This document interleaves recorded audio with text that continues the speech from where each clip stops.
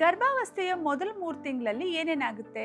Beta H ಅನ್ನೋ hormone ಜಾಸ್ತಿ ಆಗ್ತಾ ಹೋದ ಹಾಗೆ ನಿಮಗೆ ತಲೆ ಸುತ್ತು ಬರೋದು, ಸುಸ್ತಾಗೋದು, ವಾಂತಿ ಬರುತ್ತೆ ಅನ್ನೋಂಗೆ ಆಗೋದು, ವಾಂತಿಗಳೇ ಆಗೋದು, ಇದೆಲ್ಲ ತುಂಬಾ ಜಾಸ್ತಿ ಆಗುತ್ತೆ. ಊಟ ಸೇರಿದಂಗ ಆಗುತ್ತೆ, ಬಾಯಿ ವಿಷ ಅನ್ಸುತ್ತೆ, ಹೊಟ್ಟೆ ಉಬ್ರ ಅನ್ಸುತ್ತೆ, ಊಟನೇ ಬೇಡಪ್ಪ ಅಂತ ಅನ್ಸುತ್ತೆ. ಇದರಿಂದಾಗಿ ಊಟ ಕಡಿಮೆ ಮಾಡ್ಕೊಂಡು ನಿಮಗೆ ಮಲಬದ್ಧತೆ ಕಾಡುತ್ತೆ. ಇನ್ನು ಸುಮಾರು ಜನಕ್ಕೆ ಮೂಡ್ ಸ್ವಿಂಗ್ಸ್ ಆಗುತ್ತೆ, ಸಿಡ್ಕೋದು, ಸಿಟ್ ಮಾಡ್ಕೊಳ್ಳೋದು, ಅನ್ನೆಸೆಸರಿ ಆಗಿ ಕೋಪ ಮಾಡ್ಕೊಳ್ಳೋದು, ಅಥವಾ ಕೆಲವರಿಗೆ ಡಿಪ್ರೆಷನ್, ತುಂಬಾ ಲೋ ಮೂಡ್ ಆಗುವಂಥದ್ದು, ಇದೆಲ್ಲ ಕಾಮನ್. ನಿದ್ದೆ ಬರ್ದಾಗ ಆಗೋದು. ಇನ್ನು ಕೆಲವರಿಗೆ ತುಂಬಾ ಹೊಟ್ಟೆ ಹಶ್ವುತ್ತೆ, ಬೇಗ ಬೇಗ ತಿಂತಾ ಇದೀವಿ ಅಂತ ಹೇಳ್ತಾರೆ. ಇನ್ನು ಕೆಲವರಿಗೆ ಗರ್ಭಕೋಶ ಬ್ಲಾಡರ್ ಮೇಲೆ ಅಥವಾ ಒಂದು ಚೀಲದ ಮೇಲೆ ಒತ್ತೋದ್ರಿಂದಾಗಿ ಯೂರಿನ್ ಪಾಸ್ ಮಾಡ್ಬೇಕು ಅಂತ ಮತ್ತೆ ಪದೇ ಪದೇ ಹೋಗುವಂಥದ್ದು, ಯೂರಿನ್ ಇನ್ಫೆಕ್ಷನ್ಸ್ ಆಗೋದು, ಇದೆಲ್ಲ ಸಾಧಾರಣವಾಗಿ ಕಂಡು ಬರುತ್ತೆ. ಇದು ಸುಮಾರು ಜನಕ್ಕೆ ತಲೆನೋವು ಬರೋದು, ಸೊಂಟ ನೋವು ಬರೋದು ಮತ್ತು ಕಿಬ್ಬೊಟ್ಟೆ ನೋವು ಸ್ವಲ್ಪ ಮಟ್ಟಿಗೆ, ಬಿಕಾಸ್ ಗರ್ಭಕೋಶ ಸ್ಟ್ರೆಚ್ ಆಗಿ ದೊಡ್ಡದಾಗ್ತಿರುವಾಗ ಕಿಬ್ಬೊಟ್ಟೆ ನೋವು ಸ್ವಲ್ಪ ಮಟ್ಟಿಗೆ ಬರ್ಬೋದು.